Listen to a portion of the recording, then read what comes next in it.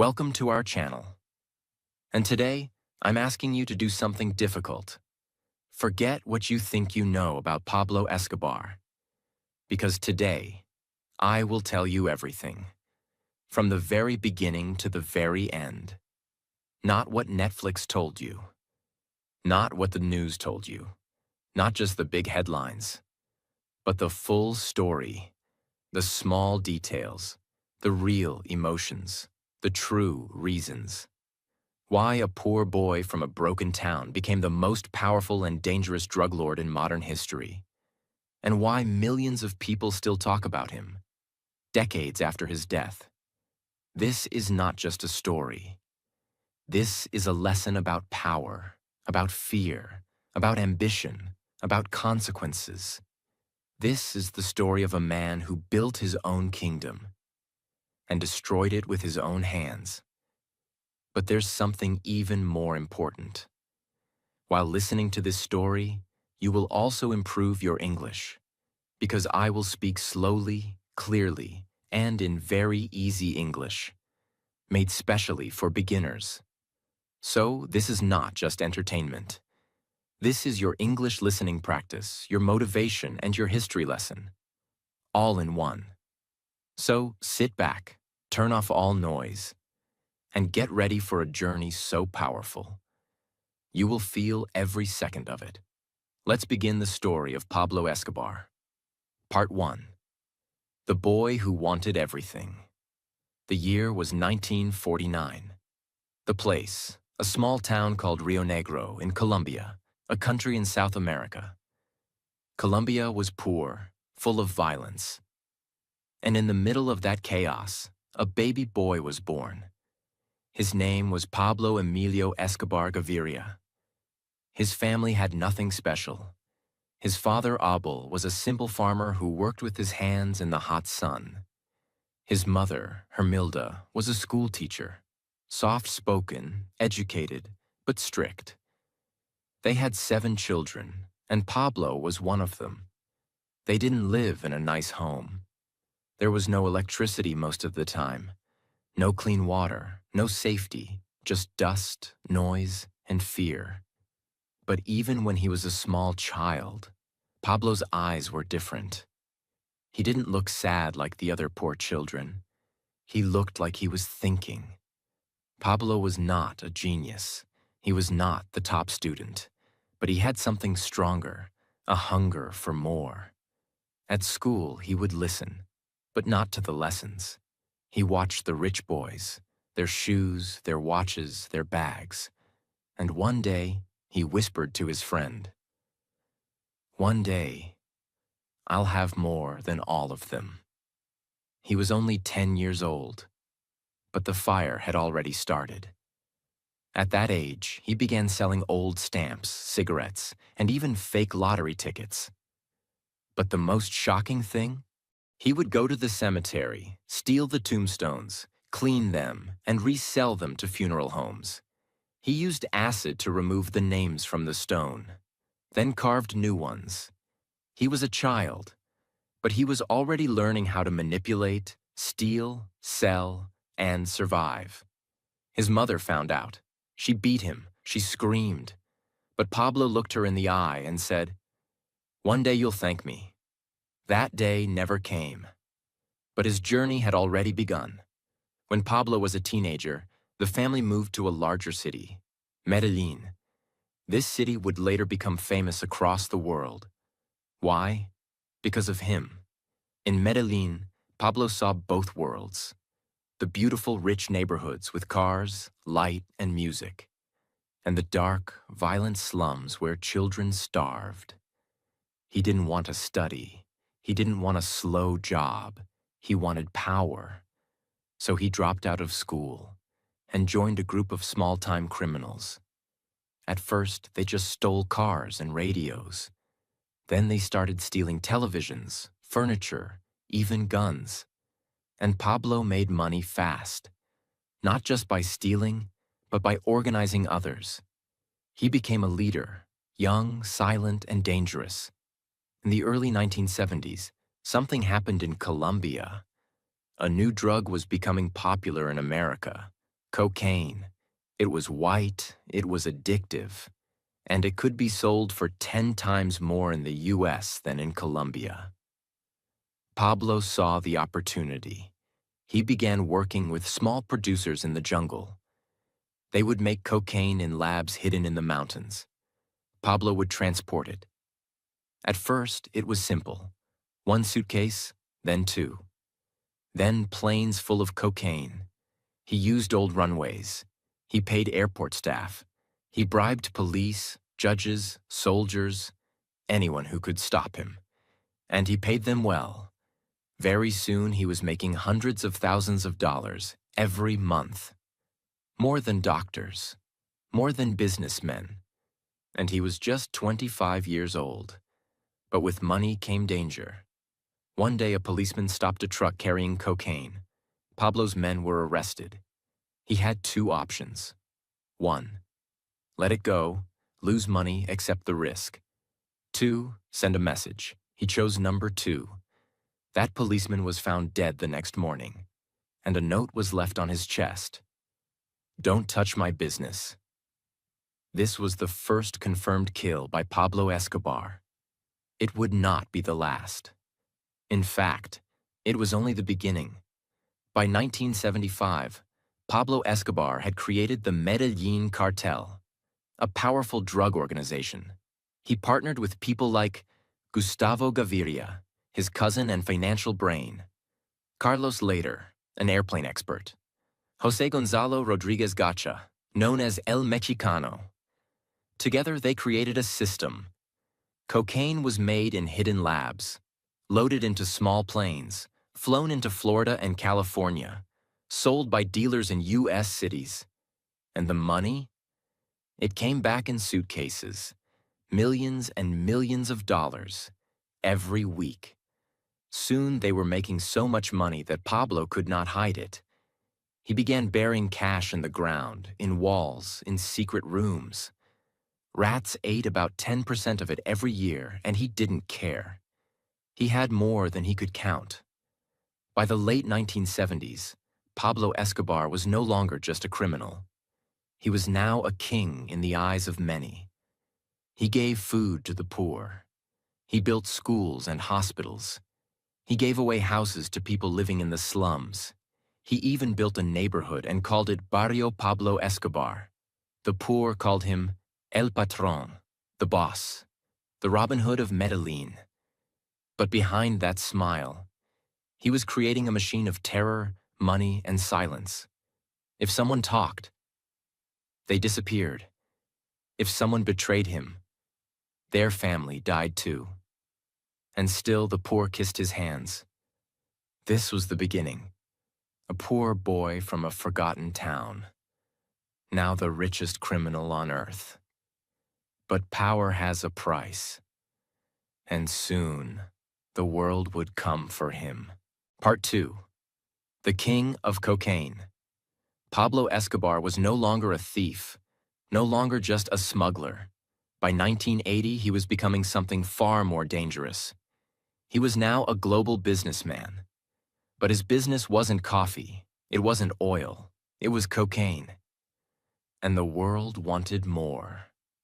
In the late 1970s and early 1980s, Pablo Escobar turned cocaine into a global industry. He made it faster, cheaper, and more powerful. But most importantly, he built a transport system that no one had ever seen before.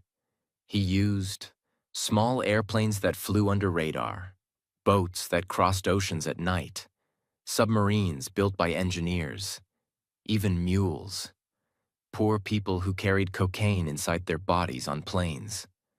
But the real secret? Pablo controlled the entire chain. He paid the farmers who grew coca leaves. He built the secret labs in the jungle. He managed the transport. He handled the money. No middlemen, no outsiders. Only his people, only his rules. And the system was perfect. By 1982, the Medellin cartel controlled 80% of the world's cocaine supply. That's 4 out of every 5 bags of cocaine used in the world. Coming from Pablo. Now let's talk about money. Pablo Escobar became so rich that normal banks couldn't hold his cash.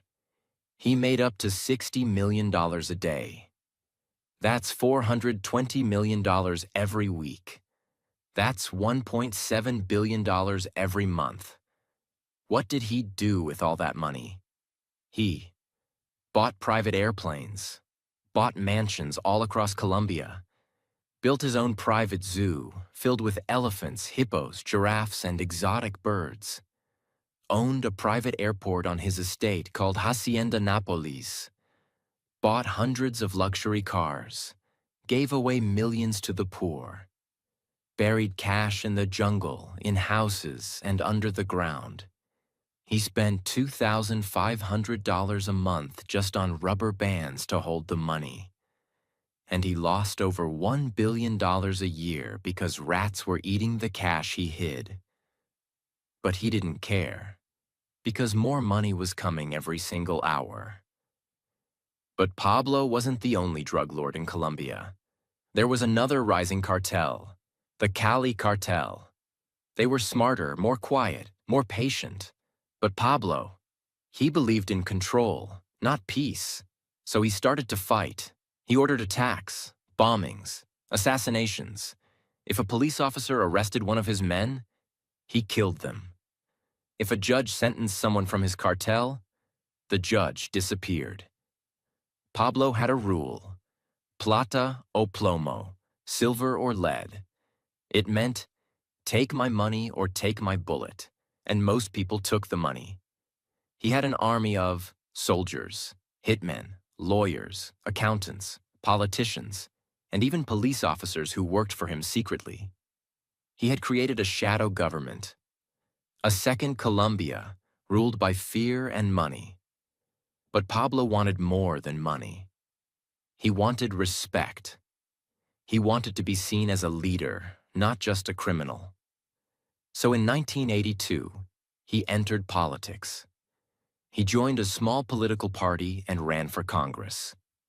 And surprisingly, he won. Yes, a drug lord became an official member of the Colombian government. He gave speeches, he wore suits, he promised to help the poor, and he even dreamed of becoming president one day. But many people in the government knew the truth. One of them was a brave man named Rodrigo Lara Bonilla, the Minister of Justice. Rodrigo spoke out. Pablo Escobar is not a leader. He is a murderer, a criminal, a drug trafficker. And Pablo? He felt humiliated.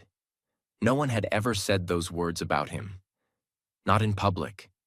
So one night in 1984, as Rodrigo Lara was driving home, gunmen on motorcycles pulled up. They opened fire. Rodrigo was killed instantly.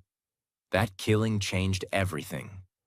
The government finally opened its eyes. Pablo Escobar was not just a politician. He was the biggest criminal in the world. The people were scared. The rich moved to other countries.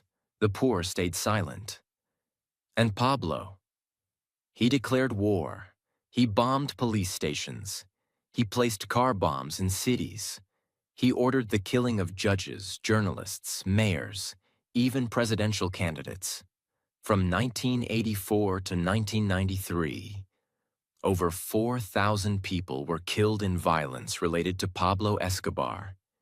He even placed a bomb inside a passenger airplane, killing 107 innocent people, just to kill one man he believed was a spy.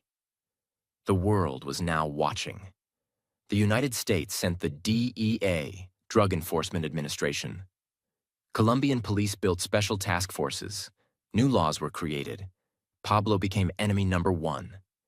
But he still had power, because the poor still loved him. Now let's talk about something strange. Pablo Escobar, the killer, the criminal, was also a father and husband. He married a woman named Maria Victoria when she was just 15. He was 26. They had 2 children. Juan Pablo Escobar later changed his name to Sebastián Marroquín. Manuela Escobar, his daughter. He gave them everything. His daughter loved unicorns, so he built a life-size unicorn for her birthday. Once the police were hunting him in the jungle. His daughter was cold.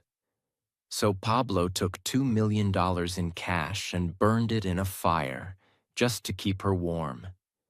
He told his son bedtime stories, played with him in the garden, built a house just for his kids to play in. But the moment he left the house, he became a killer again. This double life made him more dangerous. He could smile at home and order a bombing in the next room. Year was 1991. Colombia was bleeding. Bombs had exploded in cities. Politicians were dead. Police officers were buried. People were scared to walk outside. And in the middle of all this fear, one man still had power: Pablo Escobar. But the government was under pressure. The United States was watching. The people were shouting, "Do something, stop the violence." So the Colombian government made a deal that shocked the world. They told Pablo, "Stop the war, stop the bombs, and we won't send you to the US, but you must go to prison here in Colombia." And Pablo said, "Fine, but I will build the prison myself." They agreed. Yes, the government let a drug lord build his own prison. And what he built was not a prison. The prison was called La Catedral. But it didn't look like a prison. It looked like a luxury resort on a mountain. It had a giant living room with leather sofas, pool tables, satellite TV, a bar, a waterfall, a gym, a jacuzzi, beautiful views of the city below. It even had a private disco club where Pablo invited his friends, women, and music bands. He slept in a king-sized bed, wore soft pajamas, and ate food made by his personal chef. There were no guards from the government. Only his men were allowed inside. If police tried to enter, they were stopped by armed cartel members outside the gates. La Catedral was not a prison. It was a fortress, a palace, a place where Pablo continued running his drug empire, without fear. Even though he was in prison, Pablo was still the boss of the Medellin cartel. He continued, giving orders, sending drugs across borders, killing enemies, collecting money, meeting with cartel leaders. From his office inside the prison, he made phone calls. He signed deals. He punished traitors. Once, he invited 2 cartel members who had stolen money from him. He brought them inside La Catedral, offered them drinks, smiled. Then he tortured them and had them killed inside the prison walls. Their bodies were never found. Even inside prison, no one was safe from Pablo. At first, the Colombian government pretended everything was okay. They said, "Look, Pablo is in prison. The violence has stopped." But after some months, news started leaking. Journalists reported Pablo was running the cartel from inside. He had full control. He was receiving guests and holding parties. He had killed people inside the prison. The United States was furious. They said, "This is not justice. This is a joke."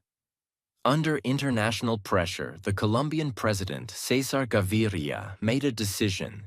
He sent special forces to move Pablo to a real prison. But Pablo found out before they arrived. He called his most trusted bodyguards. He gave quick orders. And on a foggy night in July 1992, Pablo escaped. After escaping La Catedral, Pablo disappeared. He knew the jungle. He knew the mountains. He had safe houses, secret tunnels, and hundreds of people willing to help him. The government searched everywhere. Helicopters flew over forests. Roads were blocked. Phone lines were tapped. But Pablo was gone. He moved at night. He never stayed in one place too long.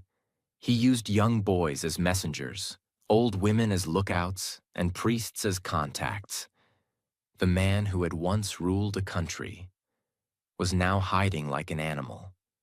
But he was still dangerous. He ordered car bombs. He killed anyone he thought had betrayed him. He paid cash to the poor for protection. He continued to control what little was left of the Medellin cartel. Now the war was no longer just Colombia versus Escobar. It was the entire world. The U.S. sent special units to help catch him. They worked with the search block, a Colombian military unit created just to find Escobar. But that wasn't the only problem for Pablo. A new group had formed, Los Pepes, short for Perseguidos por Pablo Escobar, people persecuted by Pablo Escobar. This was a secret death squad. It was made of enemies of Pablo, families of victims, former police officers, even some members of the Cali cartel. They began killing Escobar's people, burning their houses and leaving warning notes. Los Pepes didn't care about laws. They only wanted one thing: revenge. Now Pablo wasn't just being hunted by the government. He was being hunted by everyone. Pablo's family was suffering. His wife and children were moved to a secret location. They had no phones, no freedom, and lived in fear every day. His son, Juan Pablo, later said, "We were trapped in a golden prison. We were safe from others, but not from the pain." Pablo was alone most of the time. He used old radios to communicate. He changed locations constantly. He stopped trusting even his closest men. He was losing control. Money was harder to move. His men were dying. His enemies were growing stronger. And his face was now on every wall, every news channel, every wanted poster. In December 1993, Pablo was tired. He had been hiding for 17 months. He was no longer powerful. He was running out of options. His empire had crumbled. The year was 1993. Pablo Escobar was no longer a king, no longer a businessman, no longer even a full man.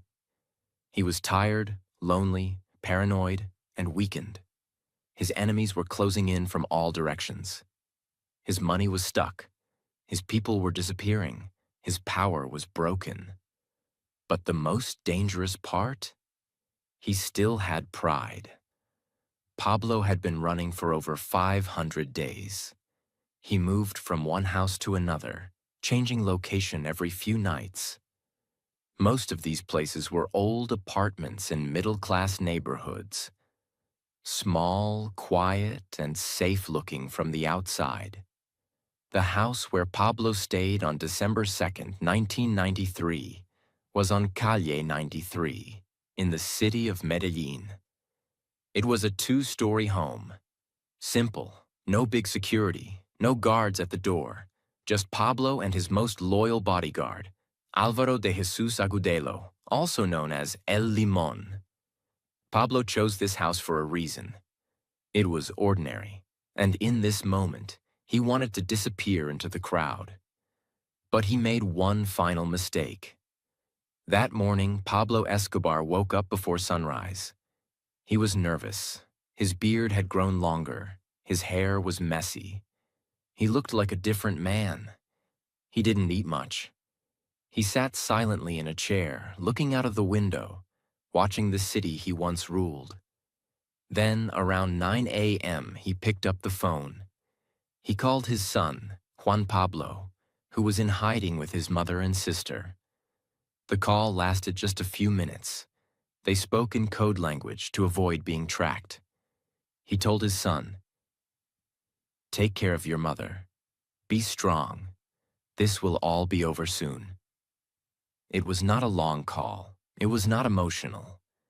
But it was a call from a father who knew he was running out of time. And he didn't know that the search block, the special Colombian police team, was listening. They had tracked his location using radio triangulation technology. 3 antennas around the city had detected the signal. And now, They knew exactly where Pablo was hiding. The search block didn't waste time. By 12:30 p.m., 8 vehicles carrying over 50 armed officers began moving toward Calle 93. Leading the operation was Colonel Hugo Martinez, the man who had hunted Pablo for years. He had worked with U.S. Delta Force, the DEA, and CIA. But this final mission was all Colombian. They wore plain clothes, used unmarked cars, moved quickly, quietly, without any sound. As they approached the house, Pablo and El Limon were still inside, unaware that death was only minutes away. Suddenly, Pablo heard a noise. It was small, maybe the sound of a radio, maybe a footstep. He walked to the window and saw men moving outside, slowly and carefully. He didn't panic, but he knew. He looked at El Limon and said, "We have to go now." They ran to the back room and climbed out of a small bathroom window that led to the red-tiled rooftop of the building. The sun was strong, the rooftop was hot, and the city was quiet. Too quiet. But the police were already there. Pablo and El Limon ran across the rooftops, jumping from one house to another. They thought they could escape, like they had many times before. But this time, there was no way out. Officers surrounded the area. Snipers took position. Guns were aimed. A voice shouted, "Está ahí, he's there, move!" Gunshots began. El Limon was hit first. He fell to the rooftop dead, his blood running down the tiles. Pablo kept running. He was shot once, in the leg, then in the torso, but he kept moving. He fell near the edge of the rooftop. Then came the final bullet, a shot that went through his right ear and out the other side of his head. That bullet ended the story of Pablo Escobar at exactly 1:20 p.m. He died just one day after his 44th birthday. His body lay there, silent, still, no longer powerful. The police walked up to the rooftop. They looked at him. They checked his pulse. He was gone. They took photos, smiled, some even celebrated, because for them, this was the end of a nightmare. After more than 10 years of war, bombings, and death, Pablo Escobar was dead. The news spread like fire. TVs showed his picture. Radios shouted, "The king of cocaine is dead. Pablo Escobar has been killed. Colombia is free." The people in power cheered. The government said, "Justice has been done." The United States said, "We are proud to have supported this mission." But in the streets of Medellin, something else was happening. Thousands of poor people cried. Yes, cried. Because for them, Pablo Escobar was more than a criminal. He had built homes, hospitals, schools. He had given money, food, medicine. They didn't care about the cocaine. They remembered the man who gave them dignity. Over 25,000 people came to his funeral. The graveyard was full of mothers, children, families, saying goodbye. Some kissed his photo. Some whispered prayers. Some just stood silently, not sure what to feel. Pablo Escobar's death didn't end drug trafficking, but it ended an era. The Medellin cartel collapsed. The Cali cartel rose for a while, then fell too. New gangs appeared. New criminals took over. But none were like Pablo. He had become a myth, a legend, a man who was loved and feared, who could give you money or take your life in 1 second. Today, tourists visit his old homes. TV shows like Narcos tell his story. Books are written, podcasts are made, songs are sung. But the real Pablo Escobar is now buried in a grave with a stone that says, Pablo Emilio Escobar Gaviria, 1949, 1993. Love cannot be hidden. Pablo Escobar was dead, but his empire was not. His death left behind questions. Big questions, dangerous questions. Who would take his place? Where did all the money go? Would peace finally come? The answers were not simple. Because even after his death, Pablo's shadow was everywhere. When Pablo Escobar fell on that rooftop in December 1993, the world thought it was over. But inside the Medellin cartel, there was confusion, panic, and fear. Who would lead now? Who would protect them? Who would take revenge? Some cartel members tried to escape the country. Some started fighting each other. Others tried to join the Cali cartel, which was still powerful at that time. And then came the hunters. The government, the police, and most dangerously, Los Pepes, began tracking down anyone connected to Pablo. They burned houses, they attacked families, they wanted no survivors. So even after his death, people kept dying. It was not peace, it was revenge. Where is the money? Pablo Escobar made billions of dollars.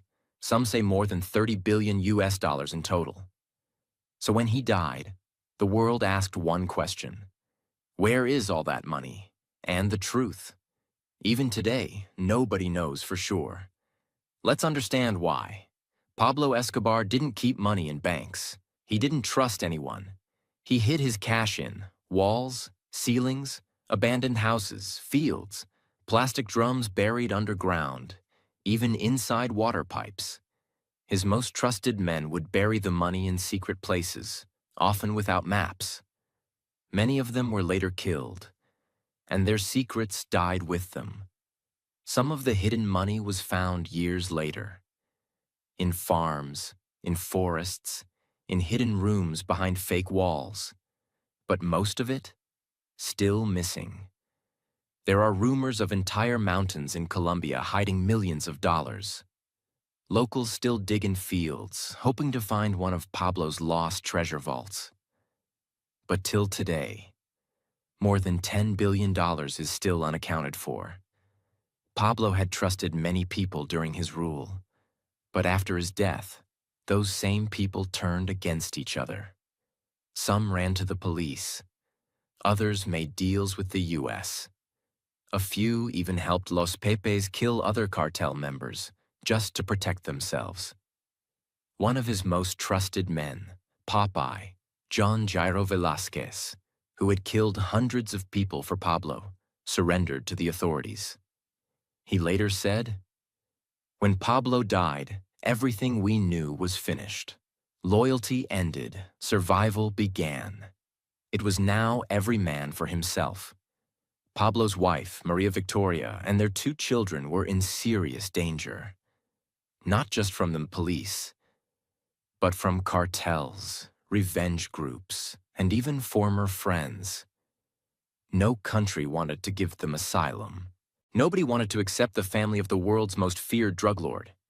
They traveled to Germany, Mozambique, South Africa, Ecuador, Peru, Brazil. All rejected them. Finally, in Argentina, they were allowed to enter, quietly, secretly. They changed their names. Pablo's son, now known as Sebastián Marroquín, tried to live a normal life, but the past always followed him. One day, he opened the newspaper. It said, "Pablo Escobar's family is living in Argentina." He lost his job. His friends stopped talking to him. His life collapsed again. But he did not hide. He wrote a book. He gave interviews. He apologized to the victims of his father's crimes. And he said, "I forgive my father, but I do not forget the pain he caused." Many of Pablo's properties were taken by the government. Hacienda Nápoles, his massive estate with a zoo, airport, and mansions, was turned into a tourist park. Some houses were destroyed.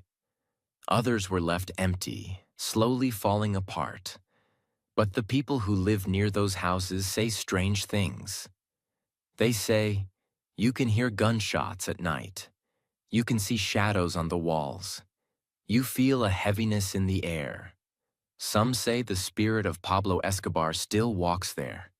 It may be superstition, or maybe it's just the weight of the pain he left behind. After his death, Pablo Escobar's body was buried. But his name was not. His name continued to live in books, in music, in movies, in stories, in the minds of the poor, in the anger of the rich, in classrooms, in prisons, in politics, everywhere. He became a ghost that never left. Many years after his death, the world was still asking one question. Who was Pablo Escobar really? And the answers came in many forms. In 2015, the Netflix series Narcos was released. It became a global hit. People in over 100 countries watched it.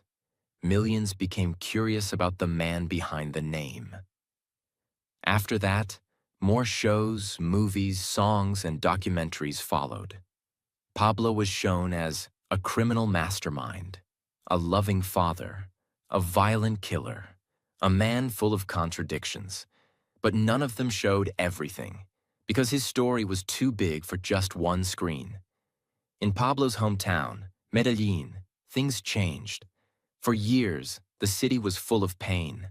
But now, tourists came, not to relax, but to learn. They visited La Catedral, the prison he built, Hacienda Nápoles, now a public zoo and theme park, his grave, where people leave flowers and letters. Some tours were called narco tours. They showed places where Pablo had lived, ruled, killed, and hidden. But this brought a problem. Many Colombians said, "We don't want tourists to admire a criminal. We want them to understand the pain." So the city changed the way tours were given. They made sure people knew, this is not a hero story. This is the story of what Colombia suffered and what Colombia survived. Because for the people who lived through it, Pablo was not entertainment. He was real. Even today, Colombians are divided about Pablo Escobar. Some say, he destroyed lives. He killed thousands. He brought shame to our country. Others say, he helped us when no one else did. He gave us homes, food, and hope. And many say, we just want to forget. But forgetting is not easy, because his face is still printed on t-shirts. His name is still written on walls. His story is still taught in schools and universities. He is still the most searched Colombian name in history. Even people who hate him know this. No one changed Colombia more than Pablo Escobar. After his death, the Medellin cartel disappeared. The Cali cartel lasted only a few more years. Mexico became the new center of the cocaine business. Smaller gangs in Colombia continued his business, but without his power. In schools, he is studied as a lesson in criminal networks, a case of political corruption, a study of fear, power, and economics. His name is now found in college courses, in rap songs, on perfume bottles, even on restaurants and bars, though most of them change the spelling. It shows one thing clearly. Pablo Escobar is not forgotten. Let's now focus on what really matters. The lessons. Because this is not just a story. It's a mirror of the world we live in. Here are the most powerful lessons his life teaches us. 1. Power without peace destroys everything. Pablo had more money than kings. He controlled judges, politicians, police. But he had no peace. He lived in fear. He died hunted. His family was ruined. Power means nothing if it destroys the people around you. 2. Fear can control a country. But only for a while.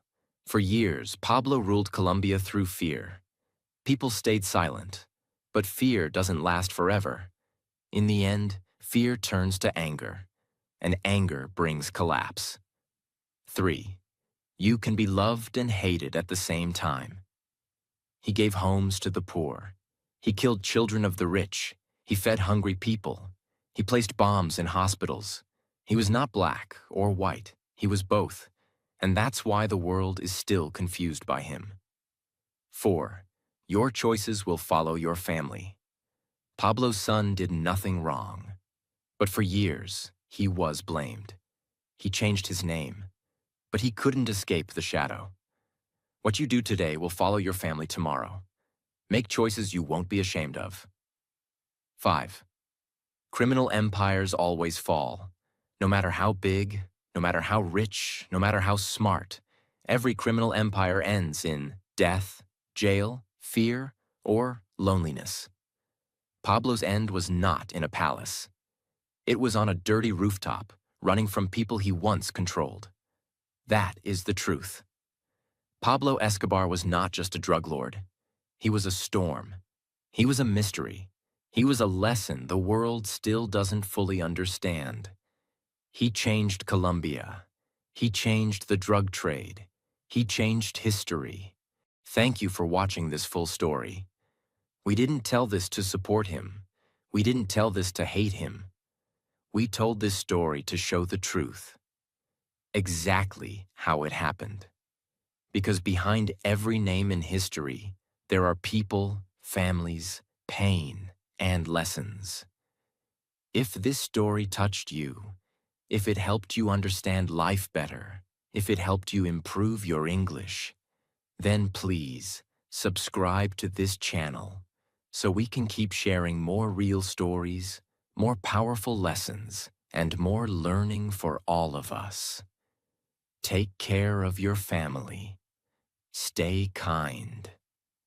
And never forget the lessons of this story. See you in the next video. Goodbye.